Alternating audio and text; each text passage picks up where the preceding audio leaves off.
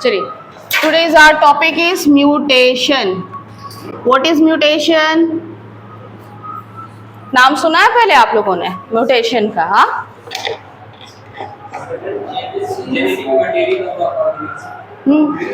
हाँ हाँ, ग्रीन चल यस ओके। जैसे जीन के में या क्रोमोसोम में या डीएनए में कुछ सडनली कुछ क्या आ जाए, चेंज आ जाए, ठीक है। सडनली कुछ चेंज आ जाए जो आपके, अब चेंज आएगा तो क्या होगा, हमारा जीनोटाइप भी बदल जाएगा, फेनोटाइप भी बदल जाएगा, चेंज हो जाएगा ना। अगर जीन में कुछ प्रॉब्लम आ गया है, डीएनए में कुछ प्रॉब्लम आ गया या क्रोमोसोम में ही कुछ प्रॉब्लम आ गया तो क्या हो जाएगा, जीनोटाइप और फेनोटाइप चेंज हो जाएगा। इसका मतलब क्या हो गया कि कुछ गड़बड़ हो गई है ना, कुछ गड़बड़ हो गई है। So mutation is a phenomenon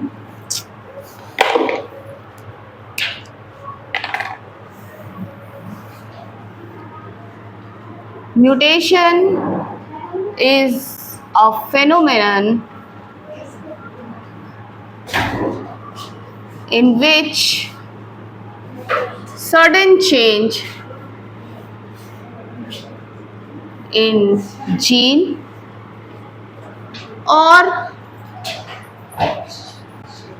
DNA sequences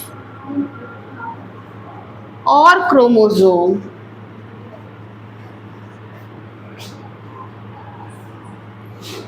which further cause change in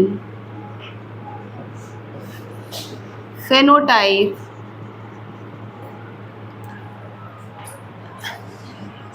and genotype of organism। ठीक है, म्यूटेशन क्या है, या तो जीन में चेंज आ जाएगा, या तो डीएनए में कुछ चेंज आ जाएगा, या तो फिर क्या आ जाएगा, क्रोमोसोम में ही चेंज आ जाएगा, ठीक है। उसको हम लोग कहते हैं म्यूटेशन। अब इसका मतलब कि ये नॉर्मल बात नहीं है ना, कुछ ना कुछ अब गड़बड़ हो गई है। So what is the cause of mutation? हाँ, what is the cause of mutation? इसका कारण क्या है, क्यों होता होगा, व्हाई, है ना। तो दो फैक्टर रिस्पॉन्सिबल है इसके लिए। First is called external factor and second one is called internal factor. ठीक है, एक्सटर्नल फैक्टर क्या हो सकते हैं, देखिए अगर जीन में और डीएनए में कुछ चेंजेस आ रहे हैं तो इट मीन्स वो रेडिएशन से अफेक्ट हो सकते हैं, ठीक है। रेडिएशंस किसी भी चीज की हो सकती है। आपको मालूम है कि सन से यूवी रेज निकलते हैं जो उधर ही क्या हो रहा है, रिफ्लेक्ट हो जाते हैं, बट समटाइम्स वो कम हो, है ना। और बहुत सारे मेडिकल इंस्ट्रूमेंट में भी इसको यूज किया जाता है। रेडिएशंस आपके मोबाइल से भी निकल रही है ना, तो रेडिएशंस हो सकते हैं। और क्या हो सकता है, बहुत स्मोकिंग कर रहे हैं, ठीक है, ये सब भी क्या है,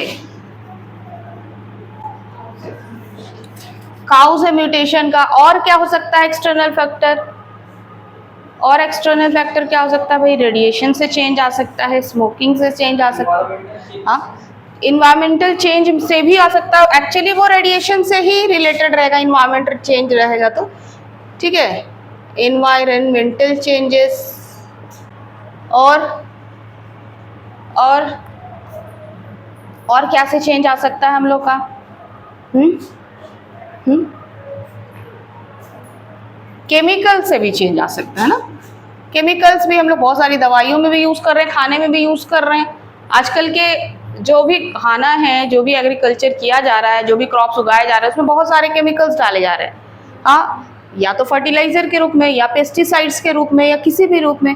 तो वो अगर केमिकल्स खाने में पहुंच रहा है ना, बायोमैग्निफिकेशन पढ़ा होगा आप लोगों ने, है ना, कि हम लोग को क्या कर रहे हैं, बहुत सारे दवाइयाँ डाल रहे हैं या फिर कीड़ों के मरने की ही दवा डाल रहे हैं। वो सब के सब कहाँ जा रहे हैं, सॉइल में जा रहे हैं और अंडरग्राउंड वाटर में मिक्स हो जा रहे हैं और फिर रूट के थ्रू वो फिर प्लांट के अंदर चले जा रहे हैं ना।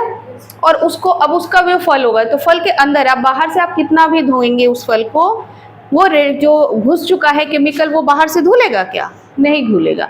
तो वो केमिकल हम लोग ले रहे हैं, तो इसकी वजह से भी ये जेनेटिक डिसऑर्डर काफ़ी ज़्यादा हो सकते हैं, ठीक है ना। एक्सटर्नल फैक्टर, इंटरनल फैक्टर क्या है भाई,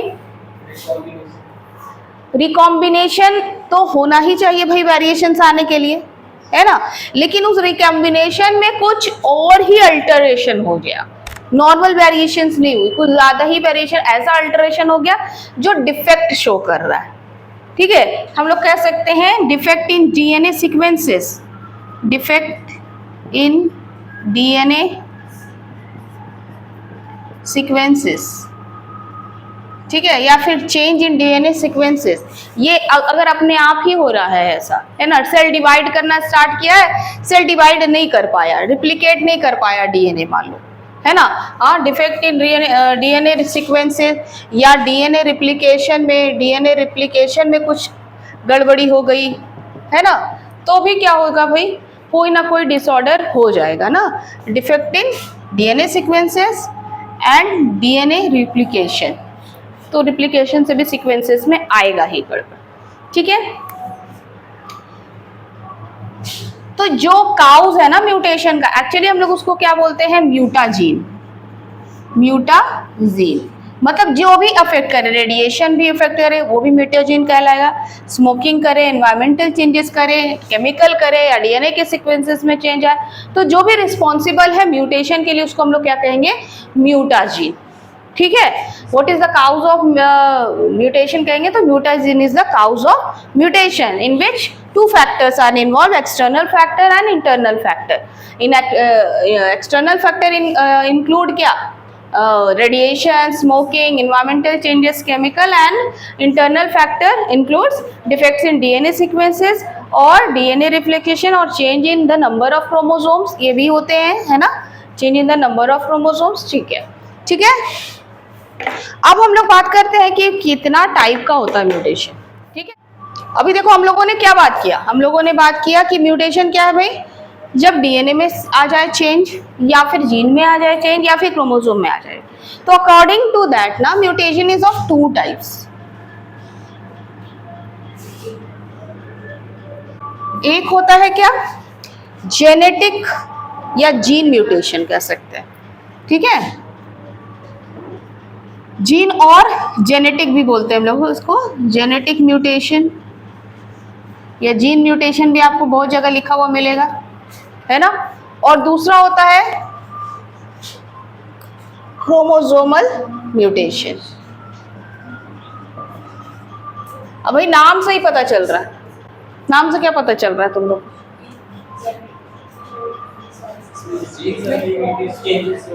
हाँ, इसमें क्या होगा, अल्टरेशन इन जीन या फिर डीएनए। ठीक है, अगर जीन और डीएनए में अल्टरेशन हो रहा है तो हम लोग उसको बोलेंगे क्या, जेनेटिक म्यूटेशन। और अगर क्रोमोसोम में हो जा रहा है alteration in chromosome number and structure. ठीक है, अगर क्रोमोसोम के नंबर चेंज हो जा रहे हैं या उनका स्ट्रक्चर ही चेंज हो जा रहा है तो हम लोग उसको कहते हैं क्या, क्रोमोसोमल म्यूटेशन। ठीक है ना, ठीक है। अब हम लोग सबसे पहले देखते हैं जेनेटिक म्यूटेशन। ठीक है, सबसे पहले हम लोग देखेंगे जेनेटिक म्यूटेशन। अगर हम लोग इसको भी देखेंगे जेनेटिक म्यूटेशन को, तो दो तरीके से हम लोग इसको बात कर सकते हैं। एक होता है पॉइंट म्यूटेशन, ठीक है, और दूसरा होता है frame shift mutation. Frame shift mutation, देखो नाम में ही सब कुछ है ना, नाम में ही आपको बहुत कुछ मिल जाएगा। पॉइंट म्यूटेशन का मतलब है कि sudden change in number and structure, short में लिखा है। ठीक है, sudden change in any one base pair of DNA. ठीक है, अगर एक बेस पेयर में भी चेंज आ जाए तो एक पॉइंट पे चेंज आया है ना, एक पॉइंट पे चेंज आया। मान लो कि बेस पेयर्स हैं एडेनिन, ग्वानिन, थाइमिन, साइटोसिन, जानते हैं ना आप लोग, हाँ जानते हैं ना, डीएनए के बेसिस है, जिसमें ए हमेशा क्या करता है, टी के साथ कंबाइन करता है, और सी हमेशा किसके साथ करता है, जी के साथ करता है। ठीक है, तो मान लीजिए कि यहाँ पर कोई भी कॉम्बिनेशन हो सकता है, टी ए जी सी सी जी, ठीक है। ये एक नॉर्मल बेस पेयर है, अपना अच्छे से कॉम्बिनेशन है। अचानक से इनमें कुछ गड़बड़ी हो गया भाई, और क्या हो गया, एक जगह एक सीक्वेंस क्या हुआ, चेंज हो गया। मान लीजिए कि किसी भी पॉइंट पे, मान लीजिए यहां पर आकर और एक जी जुड़ गया एक पॉइंट पे, अचानक से सडन चेंज हो गया, ठीक है। तो एक पॉइंट पे क्या आ गया, चेंज आ गया। अब ये सीक्वेंस गड़बड़ा जाएगा, हाँ अब ये गड़बड़ हो जाएगा ना। अब ये जी फिर जी के साथ थोड़ी ना कंबाइंड करेगा, नहीं करेगा, ठीक है। तो सडन चेंज हो गया एक पॉइंट पे। अगर एक पॉइंट पे चेंज हो रहा है देन हम लोग क्या बोलते हैं, इसको पॉइंट म्यूटेशन कह रहे हैं। इसमें आप लोग क्या हो गया भाई, इसमें कोई ना कोई बेस आकर जुड़ जाएगा, या फिर हो सकता है कि गायब भी हो जाए, ठीक है, या फिर चेंज आ जाए, पलट भी सकते हैं, चेंज भी हो सकते हैं। इसका एग्जाम्पल हम हो सकता है sickle cell anaemia, sickle cell anaemia. Sickle cell anaemia में क्या होता है ना कि इनका जो बेस रहता है, ठीक है, इनके जो बेसेस रहते हैं इसमें जो क्या कौन सा ग्लूटामिक एसिड रहता है, ठीक है। नॉर्मल में ग्लूटामिक एसिड होता है, नॉर्मल में क्या है, सीक्वेंसेस में नॉर्मल में ग्लूटामिक एसिड है, ठीक है। और इसका सीक्वेंस क्या होता है, इसका सीक्वेंस होता है GAG। आप लोग को मालूम है कि 3-3 के कोड में कोडिंग होती है ना, ये अमीनो एसिड्स 3-3 के फॉर्म में कोड करते हैं प्रोटीन फॉर्म करने के लिए, याद है ना। कैरेक्टर कैसे शो होते हैं, अभी बात किया था ना, DNA क्या करता है, मैसेंजर RNA बनाता है, ठीक है। मैसेंजर RNA क्या बनाता है, प्रोटीन बनाता है, और प्रोटीन ही क्या करता है, कैरेक्टर को एक्सप्रेस करता है, बात किए थे ना हम लोग। तो ये जो प्रोटीन होते हैं वो क्या है भाई, बिल्डिंग ब्लॉक्स ऑफ किसके, अमीनो एसिड्स के ना, ठीक है। तो वो 3-3 के कोड में वो एक्सप्रेस्ड करते हैं, ठीक है। तो ये अमीनो एसिड्स हैं, ठीक है। तो ये ग्लूटामिक एसिड का फॉर्म क्या है, GAG। ये नॉर्मल रहता है किसमें रहता है, जब आपका ब्लड ठीक ठाक है ना। लेकिन क्या आया भाई, इसमें कुछ चेंज आ गया, ये ग्लूटामिक एसिड चेंज हो जाता है वैलिन में, जिसका कोड है GUG। बस एक जगह गड़बड़ी हो गई, ठीक। एक यूरासिल में, जहां पर इसको एडेनिन में चेंज होना था वो यूरासिल में चेंज हो गया, तो एक पॉइंट में गड़बड़ी हो गई, दैट इज पॉइंट म्यूटेशन, है ना। और यही होता है किसमें, सिकल सेल एनीमिया में। और सिकल सेल एनीमिया के बारे में भी हम लोग जेनेटिक डिसऑर्डर उसमें पढ़ते हैं ना। ऐसे बता देती हूँ मैं कि सिकल सेल एनीमिया में क्या हो जाता है भाई, आगे के जो डिजीज है उसके बारे में भी हम लोग यहाँ बीच बीच में बात करते चलेंगे। सिकल सेल एनीमिया का मतलब क्या है, हाँ, नॉर्मल स्ट्रक्चर RBC का, RBC है ना, ठीक है। नॉर्मल स्ट्रक्चर क्या होता है इसका, बाइकॉन्केव रहता है ना। अब ये क्या कर रहा है भाई, ये हेमोग्लोबिन के प्रोटीन यहाँ बनते हैं ना, ये जो कोड्स बना रहा है ये क्या बना रहा है, क्या बना रहा है, हेमोग्लोबिन फॉर्म करेगा, ठीक है, हेमोग्लोबिन फॉर्म करेगा। अब इसमें गड़बड़ी आ गई तो हेमोग्लोबिन का जो कैरेक्टर शो हो रहा था वो होगा, उसका चेंज आ गया, प्रोटीन में चेंज आ गया। अब वो चेंज आ गया तो इसका शेप ही कैसा होने लगता है, इस तरह से सिकल सेल टाइप का हो जाता है, ठीक है, सिकल सेल जैसा इसका शेप चेंज होने लगता है, तो इसको हम लोग बोलते हैं सिकल सेल। अब इसमें क्या हो गया, डिफेक्टिव हेमोग्लोबिन हो गए। अब ये क्या करेगा भाई, इसका काम क्या है, RBC का काम क्या है, ये क्या करता है, कैरी करता है ना ऑक्सीजन को, रेस्पिरेशन में ये कैरी कर रहा है ना, लंग्स से ऑक्सीजन को ले रहा है और सारे सेल्स तक पहुंचा रहा है, क्योंकि क्या करना, हम लोग को एनर्जी प्रोडक्शन करना है सेल में। अब ये क्या हो गया भाई, ये डिफेक्ट हो गया, RBC ही आपका इफेक्टिव हो गया, तो आपके बॉडी में हेमोग्लोबिन डाउन हो जाएगा। और साथ ही साथ अब ये ब्लड में फ्लो कर रहे हैं, हम लोग का जो ब्लड वेसल्स है इसमें RBC बड़ा बहुत मजे से फ्लो कर रहा है। अब इसका ये स्ट्रक्चर बहुत जगह को क्या करेगा, ब्लॉक करेगा, बहुत जगह को क्या करेगा, जाके ब्लॉक करेगा। इस स्ट्रक्चर में ये आराम से घूमते हैं, लेकिन इस स्ट्रक्चर में क्या होगा ब्लॉकेज होना शुरू होगा, आपस में ही ये क्या करेंगे, ब्लॉक करना शुरू करेंगे, ठीक है। तो इसको हम लोग बोलते हैं सिकल सेल एनीमिया। और ये क्या है, जेनेटिक डिसऑर्डर है ना, जेनेटिक डिसऑर्डर है, मतलब जीन से रिलेटेड म्यूटेशन पढ़ रहे हैं ना हम लोग, जीन में गड़बड़ी आ गई तो अगर मुझे है तो हो सकता है कि मेरे बच्चे को भी हो, ठीक है, वो ये क्या होगी, ट्रांसफर होगी। Okay, this is called point mutation, ठीक है। अब देखो frame shift mutation. Frame shift mutation क्या होता है कि आइदर डिलीशन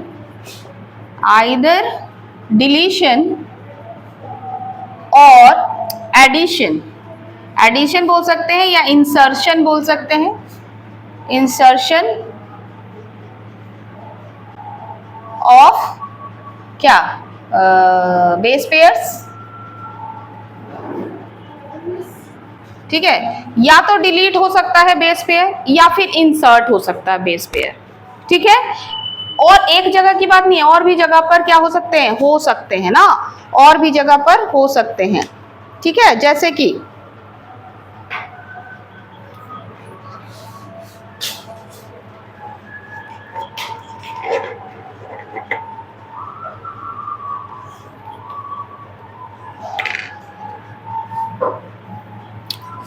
कोई भी बेस पेयर्स बना लीजिए, ठीक,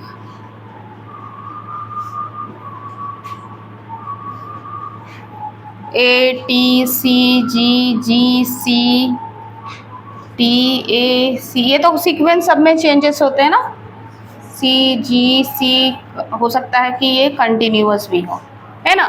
अब क्या आया, मान लो हम लोग डिलीशन की बात करते हैं, ठीक है, मान लो डिलीशन की बात कर रहे हैं, क्या होगा, हाँ, कोई एक गायब हो गया बीच से, मान लो यही गायब हो गया, ठीक है, अब ये गायब हो गया भाई, डिलीट हो गया, ये डिलीट हो गया। अब डिलीट हो गया तो सीक्वेंस चेंज, डिलीट हो गया तो सीक्वेंस चेंज, फ्रेम शिफ्ट, मतलब कि अब शिफ्टिंग हो जाएगी, अब ये इससे कंबाइन कर लेगा, ये इससे करने का कोशिश करेगा, इससे करने का कोशिश करेगा, तो हो गया जीन में गड़बड़ी, ठीक है। और अगर ऐड हो गया, जैसे यहाँ भी ऐड हुआ था, यहाँ भी ऐड हुआ था, ठीक है, यहाँ भी ऐड हुआ था, लेकिन एक पॉइंट पे हुआ था, हो सकता है यहाँ काफी पॉइंट पे हो जाए, ठीक है। तो अगर इंसर्शन हो रहा है, इसी तरह इंसर्शन भी होता है, डुप्लीकेशन भी होता है, ठीक है, डबल हो जाएंगे, है ना, डबल हो जाएंगे, वो भी कह सकते हैं हम लोग, ठीक है। ए है T C G G C T A T, कुछ भी है।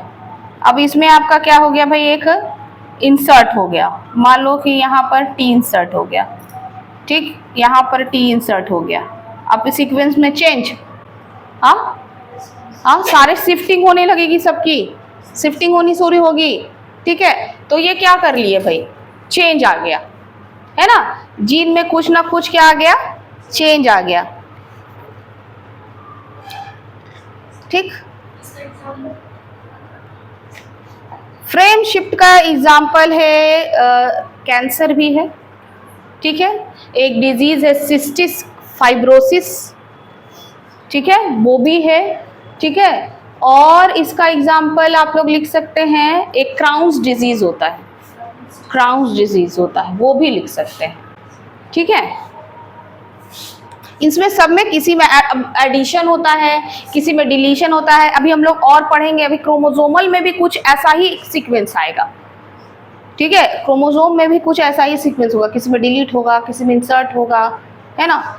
तो सारे डिजीज जो ना मिले जुले, क्योंकि क्रोमोसोम में ही तो जीन होता है ना, तो अभी हम लोग बहुत सारे क्राउन्स डिजीज लिख सकते हैं, फिर सिस्टिक फाइब्रोसिस लिख सकते हैं, सिस्टिक फाइब्रोसिस, क्राउन्स डिजीज,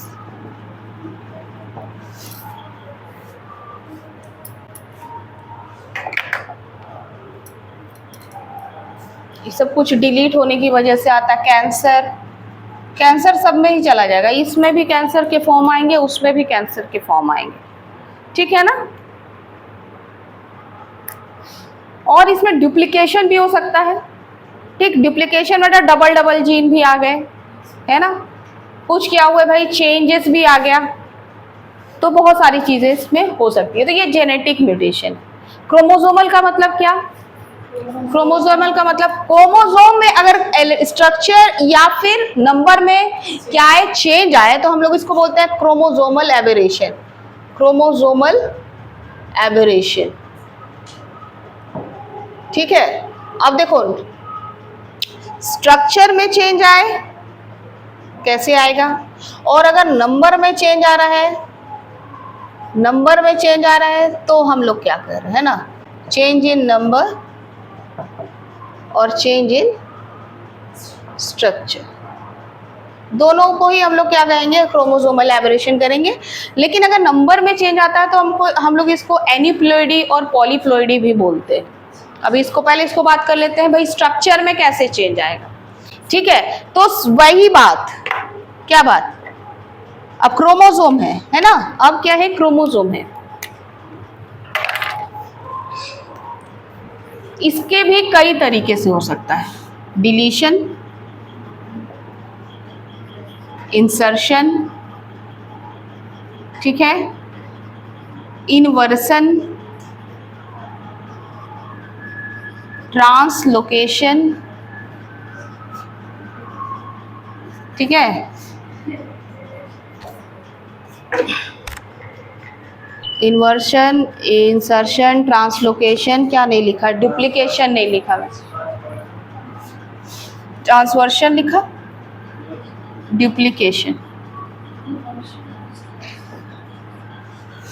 ठीक है, डुप्लीकेशन। अब देखो क्रोमोसोम है, मान ली इसकी बात करते हैं हम लोग, डिलीशन की बात करते हैं, कोई क्रोमोसोम है, ठीक है, अब यहाँ पर तो जीन प्रेजेंट है, हमारे जीन प्रेजेंट है ना भाई, सारे कैरेक्टर के पढ़े ना हम लोग पहले, बहुत सारे कैरेक्टर के।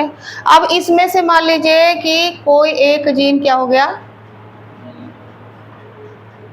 ठीक है, अब मान लो कि यहाँ का जीन गायब हो गया, ठीक है, ये वाला जीन क्या हो गया, डिलीट हो गया, ये वाला जीन क्या हो गया, डिलीट हो गया। मान लो कि ये कुछ का होगा, ठीक है, किसी को अब अगर एक भी कम हुआ तो क्या हो गया भाई, हाँ, स्ट्रक्चर में अब एक भी जीन कम हुआ, अब वो जीन किस कैरेक्टर का डिपेंड करता है ना। मान लीजिए जैसे हम लोग आई कलर ही देख रहे थे, आई कलर का जीन ही गायब हो गया, हाँ, तो दूसरे में जो है अगर आएगा नहीं तो फिर दिक्कत, आई कलर तो बहुत बड़ी बात हो गई, ठीक है, चेंज होना मतलब कोई भी जीन में अगर क्या हो गया, डिलीट हो गया, चेंजेस आ गए, है ना, चेंजेस आ गए। इंसर्शन, भाई कोई क्रोमोसोम है, ठीक है, कोई क्रोमोसोम है और इसमें जो जीन के सीक्वेंसेस मान लो कोई थे, नॉर्मल जीन के सीक्वेंसेस कुछ है, अब इसमें एक आकर क्या हुआ, इंसर्ट हो गया एक एक्स्ट्रा, अब क्या होगा, देखो कलर से सोचती हूँ कि शो करूं तो यहाँ चलना ही नहीं है इनको, क्या होगा, चेंज आएगा, हाँ, जीन का सीक्वेंस कुछ और था और हो गया आप कुछ और। इन्वर्शन,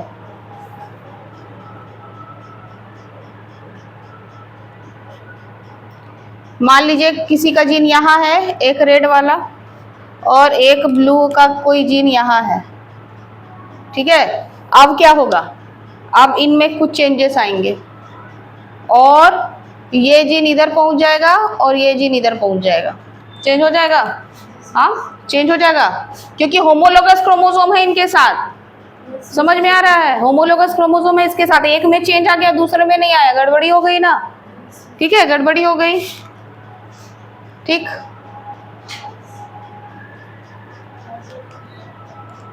बिल्कुल सिंपल फिगर बता रही हूं मैं ताकि आप लोगों को क्या आ जाए, समझ में आए, क्या हो गया, इन्वर्सन हो गया, ठीक, क्या हो गया, हाँ, बता रही हूँ भाई, बता रही हूँ, ठीक है। अब ट्रांसलोकेशन, ठीक, ट्रांसलोकेशन,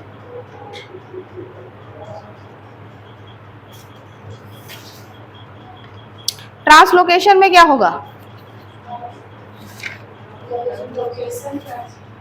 हाँ, लोकेशन में ही ट्रांसफर हो जाएगा, ठीक है, मतलब कि हो सकता है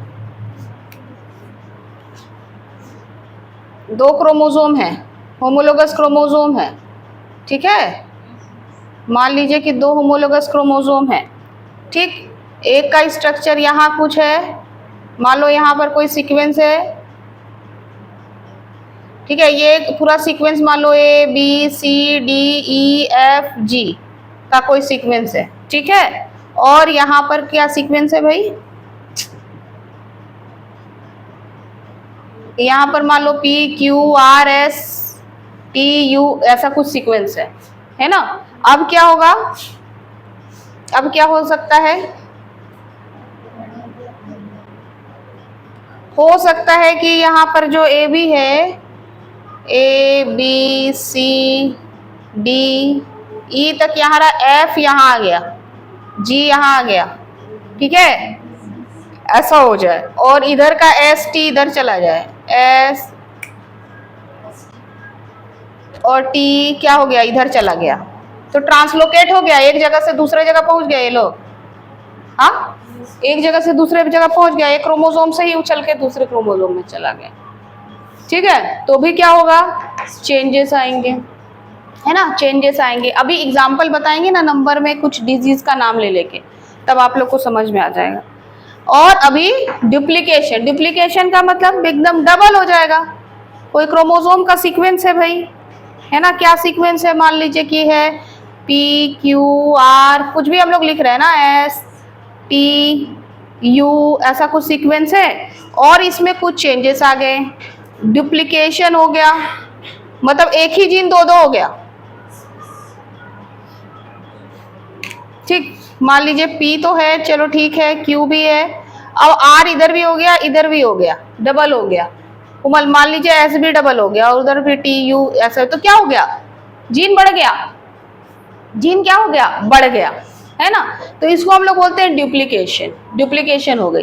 अब हम लोग देखते हैं change in number of chromosome, नंबर ही बदल जाएगा, ठीक है। अब यहाँ पर क्या हो रहा है, यहाँ तो भाई स्ट्रक्चर में ही चेंज आ गया जीन के, ठीक है, स्ट्रक्चर में ही चेंज आ गया। यहाँ तो क्या होगा, नंबर में ही चेंज आ जाएगा।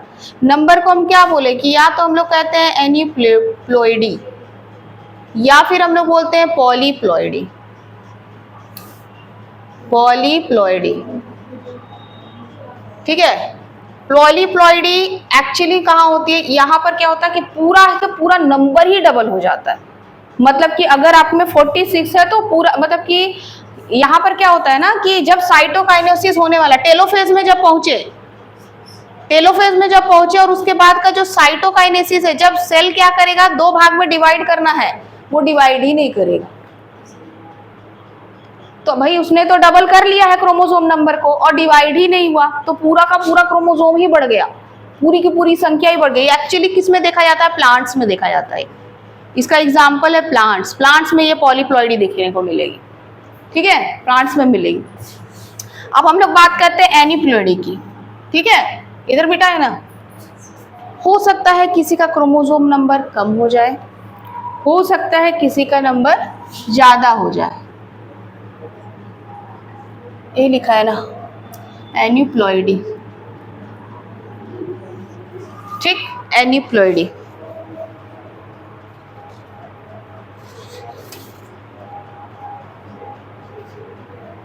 अब देखो, जो एनीप्लॉइडी होता है ये ऑटोजोम्स में भी हो सकता है, ऑटोजोम्स याद है, सेक्स क्रोमोसोम में भी हो सकता है, ठीक है, मालूम है ना, क्रोमोसोम हमारे पास दो है भाई, हाँ, ये ऑटोजोमल भी हो सकता है, और क्या हो सकता है, सेक्स क्रोमोसोमल भी हो सकता है, ठीक है। अब ऑटोजोम्स मतलब सेक्स क्रोमोसोम को एक्स वाई को छोड़ करके बाकी के जो आपके क्रोमोसोम्स है वो क्या कहलाते हैं, ऑटोजोम्स। फर्स्ट एग्जांपल है इसका ट्राइसोमी 21, ठीक है, ट्राइसोमी 21 किसको कहते हैं, हाँ, जो नंबर ऑफ क्रोमोसोम 21 है ना, ह्यूमन बीइंग की बात कर रहे हैं हम लोग। नंबर ऑफ क्रोमोसोम जो 21 है, कितना होना चाहिए, होमोलोगस 2 होना चाहिए, एक पेयर होना चाहिए, 3 हो जाता है, एक नंबर क्या हो गया, बढ़ गया, है ना, एक नंबर बढ़ गया, हाँ, क्या, increase the number of chromosome number 21। ठीक है, कितना होना चाहिए? 2 होना चाहिए। कितना हो गया? 3 हो गया। अब उस पर्सन का कितना नंबर ऑफ क्रोमोसोम होगा? 47 होगा। ठीक है, 47 होगा। अब ये किस में होता है भाई? हाँ, डाउन सिंड्रोम। ठीक है, इससे रिलेटेड कौन सी डिजीज है? Down syndrome. ठीक, Down syndrome. See in your book लाए है ना?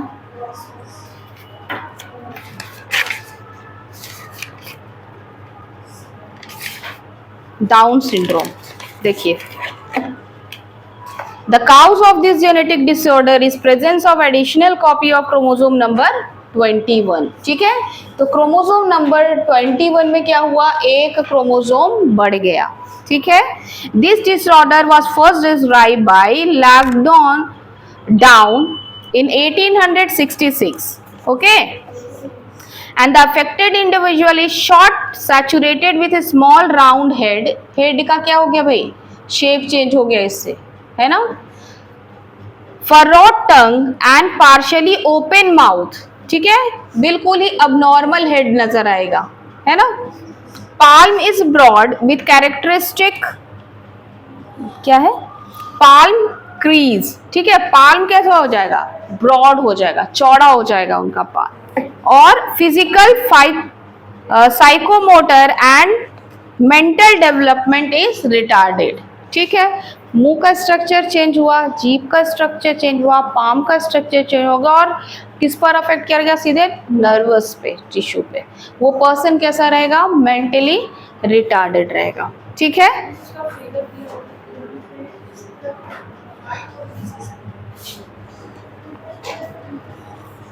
हाँ, कॉन्जेनिटल हार्ट डिजीज भी रिलेटेड है, इसी से हो जाएगा। ठीक है, एक और आता है इसमें आपके बुक में, एडवर्ड सिंड्रोम।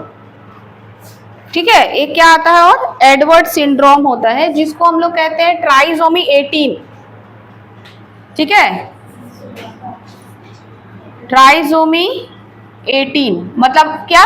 कि क्रोमोसोम नंबर 18 पे, है ना, क्रोमोसोम नंबर 18 पे क्या होगा? एक क्रोमोसोम बढ़ जाएगा। ठीक है, इससे कौन सा सिंड्रोम होगा भाई? इससे होगा एडवर्ड सिंड्रोम। ठीक है, इससे कौन सा होगा? एडवर्ड सिंड्रोम होगा।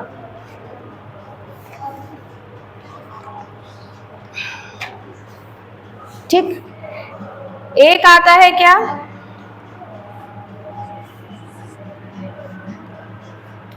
डिलीशन। यहाँ ट्राइसोमी है ना, यहाँ पर क्या होगा? डिलीट हो जाएगा। ठीक है, deletion of one chromosome of chromosome number 5। Chromosome number 5 मतलब क्रोमोसोम नंबर 5 पर एक क्रोमोसोम क्या हुआ? डिलीट हो गया। ठीक है, डिलीट हो गया। इससे एक डिजीज होती है क्राइडू चैट, सुने होगा भाई, क्राइडू चैट। ठीक है, बिल्ली के रोने की ऐसी आवाज होती है इसकी। ठीक है,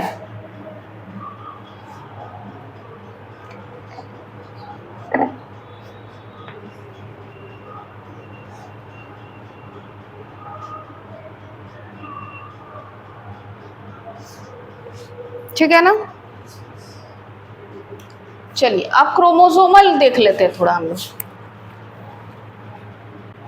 ये है आपका डाउन सिंड्रोम। ठीक है ना? अब क्रोमोसोमल डिसऑर्डर मतलब कि क्रोमोसोम नंबर पे कुछ गड़बड़ी आएगी, है ना? क्रोमोसोम नंबर पे कुछ गड़बड़ी आएगी। अब पहला देखते हैं।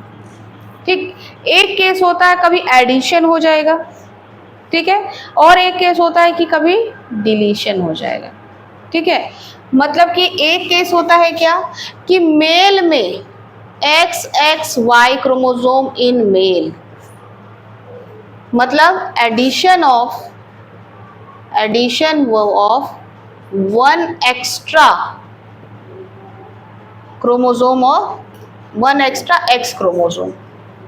अब सोचो, एक मेल में एक एक्स क्रोमोसोम एडिशन हो गया, इसका भी क्रोमोसोम नंबर 47 हो गया, है ना। क्या उस मेल का क्या कैरेक्टरिस्टिक होगा, सोचो। हाँ, मेल का भी कैरेक्टरिस्टिक है तो उसमें है ही, लेकिन फीमेल का भी कैरेक्टरिस्टिक उसमें आ गया, है ना, क्योंकि डबल एक्स आ गया। X is the characteristic of female, एक है तो नॉर्मल है वो मेल में, है ना, लेकिन यहाँ पर क्या आ गया भाई, एक एक्स्ट्रा आ गया, तब इसको कौन सी डिजीज कहलाती है, क्लिनफर, है ना। ये जो आप लोग देख रहे हैं क्लिनफर सिंड्रोम, क्या होता है, देखिए, फेल्टर है ना, फेल्टर सिंड्रोम, ठीक है। क्या होता है इसमें, देखिए, this genetic disorder is also caused due to the presence of additional copy of chromosome resulting into karyotype of 47। karyotype किसको बोलते हैं हम लोग, karyotype समझते हैं, कैरियोटाइप जो डीएनए का सारा मतलब जो क्रोमोसोम का सारा होमोलोगस क्रोमोसोम है ना, सब पेयर्स में है ना, तो अगर हम लोग ह्यूमन बीइंग का कैरियोटाइप बोल रहे हैं, मतलब कि उसके सारे क्रोमोसोम के बारे में बात कर रहे हैं, उसके सारे स्ट्रक्चर के बारे में बात कर रहे हैं, ठीक है। एक चार्ट आता है क्रोमोसोम का, ठीक, जिसमें सबका स्ट्रक्चर के साथ क्रोमोसोम नंबर 1 में जो 2 है उसका क्या स्ट्रक्चर है, 2 में क्या स्ट्रक्चर है, 3 में क्या स्ट्रक्चर है, ठीक है, उसके साथ एक पूरा चार्ट आता है, उसको हम लोग बोलते हैं कैरियोटाइप, ठीक। तो यहाँ क्या बोल रहा है कि the genetic disorder is also caused due to the presence of additional copy of X chromosome resulting in a karyotype of 47। अब क्या हुआ, कैरियोटाइप मतलब क्रोमोसोम नंबर अब क्या हो गया, 47 हो गया, है ना। Double X Y, such an individual has overall masculine development, मतलब कि ओवरऑल वो बॉय है, ठीक है, मैस्कुलिन मतलब क्या हो गया, बॉय का कैरेक्टर, ठीक है। हाउएवर द फेमिनिन डेवलपमेंट, जैसे कि डेवलपमेंट ऑफ ब्रेस्ट, अब फेमिनिन एक लड़की का भी कैरेक्टर उसमें आने लगेगा, है ना, ऐसे वो पूरा बॉय है लेकिन अब उसमें ब्रेस्ट का डेवलपमेंट होगा, ठीक है। That is gynaecomastia is also expressed, such individual are sterile। अब वो इंडिविजुअल क्या हो गया, स्टेराइल हो गया, वो ना मेल रहा और ना फीमेल रहा, वो अब जो गैमेट्स फॉर्मेशन है उसमें क्या हो गया, असक्षम हो गया, ठीक। एक केस ये हो गया। दूसरा केस क्या हो गया, X0 इन फीमेल, बताओ तुम लोग अब क्या होगा,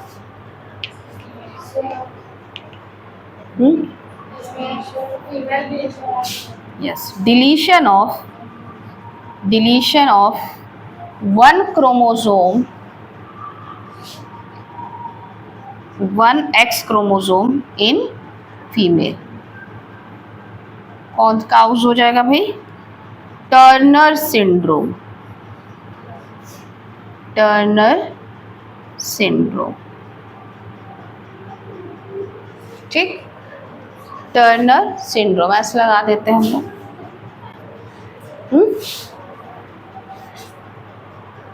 क्या अब इसमें क्या होगा बताओ, टर्नर सिंड्रोम में क्या हो जाएगा,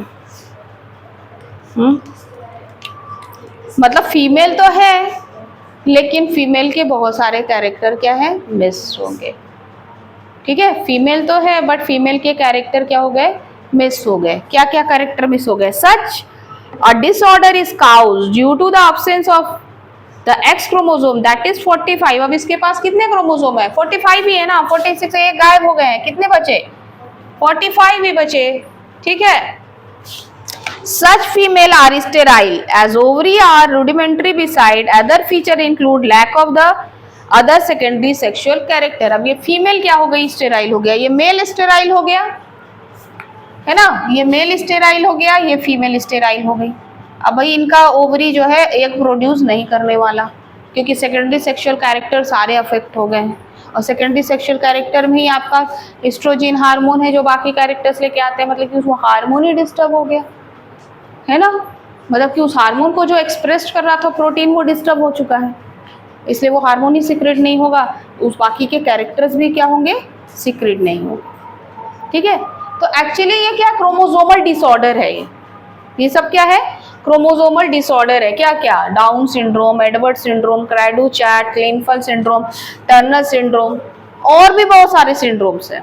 ठीक है, पर जितना आप लोगों को पढ़ना उस समय 2 एक्स्ट्रा ही बता दिया मैंने, है ना, जब समझाने के लिए और कुछ एग्जाम्पल्स के थ्रू। ठीक है, और भी आपको बहुत सारी डिजीज पढ़नी है, हेमोफीलिया पढ़ना है,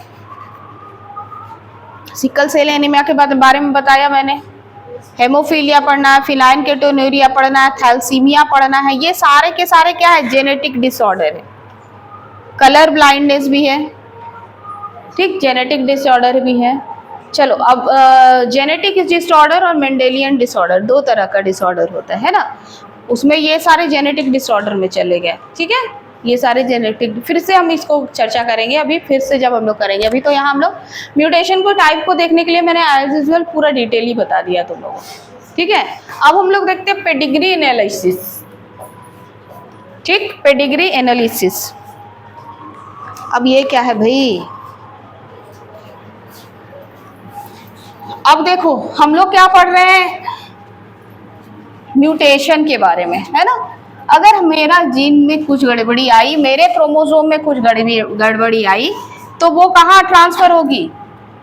नेक्स्ट जनरेशन में, है ना। मतलब कि अगर मुझ में कुछ गड़बड़ी है तो मे बी मेरे से पहले मेरे पेरेंट्स में भी हो। ठीक है, हो सकता है उनके पेरेंट्स में भी हो, क्योंकि ये सारे डिजीज जेनेटिक होते हैं, है ना, और ट्रांसफर होते हैं जनरेशन बाय जनरेशन। ठीक है, तो अगर मान लीजिए कि आप गए हैं किसी डॉक्टर के पास, है ना, कि भाई मुझे ये गड़बड़ी है, तो वो क्या करेगा? वो पेडिग्री एनालिसिस करेगा। पेडिग्री एनालिसिस का मतलब है कि वो जनरेशन बाय जनरेशन स्टडी करेगा कि क्या था आपके जनरेशन में, किधर से आया है, कहाँ से गड़बड़ी है, वो पूरी क्या करेगा? एनालिसिस करेगा। ठीक है, तो उसको हम लोग कहते हैं पेडिग्री एनालिसिस।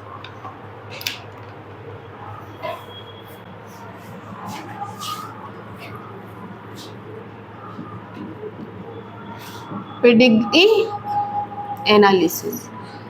तो ये जब हम लोग पेडिग्री एनालिसिस करते हैं ना, तो कुछ सिंबल को यूज करते हैं। ठीक, कुछ सिंबल को यूज करते हैं, अपने बुक में निकालिएगा आप लोग। ऐसे अगर स्क्वायर है तो क्या है? मेल, मेल को दिखाएंगे हम लोग। अगर ये राउंड है तो क्या दिखाएंगे? फीमेल को दिखाएंगे। ठीक है, और अगर ये ऐसे बर्फी शेप का है तो सेक्स अनस्पेसिफाइड, मतलब कि पता ही नहीं है कि कौन सा सेक्स है ना। और अगर हम लोग रेड कलर दिखाएं, इसके लिए भी, ठीक है, इसके लिए भी और इसके लिए भी, मतलब कि अगर ऐसा दिखा रहे हैं तो अफेक्टेड मेल है, ऐसा दिखा रहे हैं तो अफेक्टेड फीमेल है, और ये दिखा रहे हैं तो अफेक्टेड अनस्पेसिफाइड एक्स है, सेक्स है। ठीक है, ये क्या है? अफेक्टेड का दिखा रहे हैं हम लोग, जो भी डिसऑर्डर है वो उससे अफेक्ट है। ठीक है, और अगर हम लोग ऐसे दिखा रहे हैं, अगर हम लोग ऐसे दिखा रहे हैं, इसका मतलब मेटिंग हो रहा है। एक नॉर्मल मेल और एक नॉर्मल फीमेल में क्या हो रहा है भाई? मेटिंग हो रहा है, मतलब नॉर्मल मेटिंग है ये। ठीक है, और अगर हम लोग ऐसे दिखा रहे हैं, डबल लाइन, हाँ डबल लाइन, इसका मतलब कि कोई रिलेटिव के साथ मेटिंग हो रहा है, रिलेटिव है ये, मतलब कि इनमें कुछ हो सकता है कि इनका जो जनरेशन है वो एक ही जगह से आया हो, दोनों रिलेटिव्स ही मेल और फीमेल की शादी हो गई हो या इस तरह का। ठीक है, तब हम लोग इसको कहते हैं कि मेटिंग इन रिलेटिव्स या रिलेटिव मेटिंग। क्या लिखा हुआ है? Mating between relatives. ठीक है, मेटिंग बिटवीन रिलेटिव्स। ठीक है, मेटिंग बिटवीन रिलेटिव्स। और अगर हम लोग ऐसे दिखा रहे हैं कि ये मेल है, ये फीमेल है, अब भैया इसके बच्चे हुए हैं, है ना, इसके बच्चे हुए,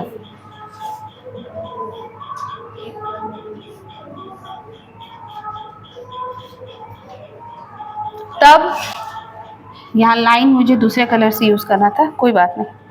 ठीक, इसका मतलब ऊपर वाला क्या दिखा रहा है? ऊपर वाला दिखा रहा है पेरेंट्स को, और नीचे वाला क्या दिखा रहा है? इसके बच्चे हैं, ऑफस्प्रिंग। और आप एक ही कलर से शो कर रहे हैं, ब्लू कलर से शो कर रहे हैं, तो इसका मतलब ही ये सब कुछ नॉर्मल है। ये सब कुछ क्या है? नॉर्मल है। ठीक है, मगर अगर आप ऐसा दिखा रहे हैं, आप ऐसा दिखा रहे हैं,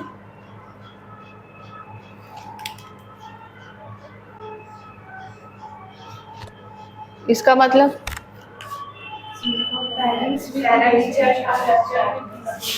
पेरेंट्स कैसे हैं? हाँ, पेरेंट्स इसमें क्या है? नॉर्मल है। ठीक है, लेकिन मेल चाइल्ड क्या है? अफेक्टेड। अब देखो, नॉर्मल कंप्लीट नॉर्मल नहीं हो सकता है, ठीक है? Male child affected. ठीक है, जैसे अगर मेल चाइल्ड हो या फीमेल चाइल्ड हो या कोई भी चाइल्ड हो, अगर वो अफेक्टेड है तो यहाँ कंप्लीट नॉर्मल नहीं हो सकता है, कैरियर हो सकता है। अब ये कैरियर क्या होता है? हाँ, अब हम लोग देखते हैं एक एग्जाम्पल हेमोफीलिया का। हेमोफीलिया पढ़ना है ना आप लोग को? हेमोफीलिया का एग्जाम्पल हम लोग देखते हैं। ठीक है, अब हेमोफीलिया में कोई भी अफेक्टेड हो सकता है। अब उनके जीन्स हम लोग कैसे दिखाते हैं? मान लीजिए कि हम लोग हेमोफीलिया का दिखा रहे हैं, ठीक है? तो हम लोग कैसे दिखाएंगे?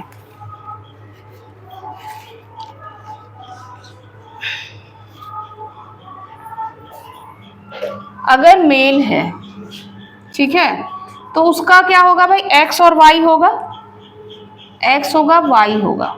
ठीक है, एक्स और वाई होगा। ये है तो नॉर्मल है, ठीक है। लेकिन अगर इसके एक में भी ये है, एच लगा हुआ है, मतलब एच मतलब हेमोफिलिक है ना, तो ये क्या हो गया भाई? अफेक्टेड हो गया। ये क्या हो गया? अफेक्टेड हो गया। ठीक है, अब यहाँ भी हम लोग क्या कर रहे हैं ना कि वाई पर नहीं शो कर रहे हैं, मतलब it may be related to the X chromosome, ठीक है ना। और अगर फीमेल है, ठीक है, अगर एक्स एक्स है तब तो नॉर्मल है ना। लेकिन अगर एक्स पे भी एच है और दोनों ही एक्स पर क्या है? एच लगा हुआ, तो ये कैसी है? हेमोफिलिक है, हेमोफिलिक है। ठीक, हेमोफिलिक है। और अगर एक एक्स पर है दूसरे पर नहीं है, तब इसको हम लोग कहते हैं कैरियर। ठीक, तब हम लोग इसको क्या कहते हैं? कैरियर करते हैं। अब हम लोग डिपेंड करता है कि कौन क्या है। अब हम लोग क्रॉसिंग तो कराने जानते ही हैं, है ना। मान लीजिए कि एक नॉर्मल मेल हम लोग ले रहे हैं, एक नॉर्मल मेल ले रहा है और एक कैरियर फीमेल ले रहे हैं, ठीक है, एक कैरियर फीमेल ले रहे हैं हम लोग, ठीक है। अब इसके क्या चांसेस हैं? अगर इसके साथ क्रॉसिंग होगी तो क्या होगा? मतलब कि एक फीमेल होगी लेकिन वो क्या होगी? कैरियर होगी, कंप्लीट नहीं शो करेगा, है ना। अगर इसके साथ होगा तो ये नॉर्मल फीमेल होगी, ये नॉर्मल फीमेल हो सकती है, मतलब कि अगर मदर भी एक कैरियर है तो हो सकता है उसके बच्चे नॉर्मल हो जाए, है ना, ठीक है, हो सकता है ना। और अगर इसके साथ कंबाइन किया तो हाँ, कैरियर मेल, मतलब मेल क्या हो गया? हेमोफिलिक हो गया, ये हेमोफिलिक हो गया, मेल पूरा कंप्लीटली क्या हो गया? हेमोफिलिक हो गया।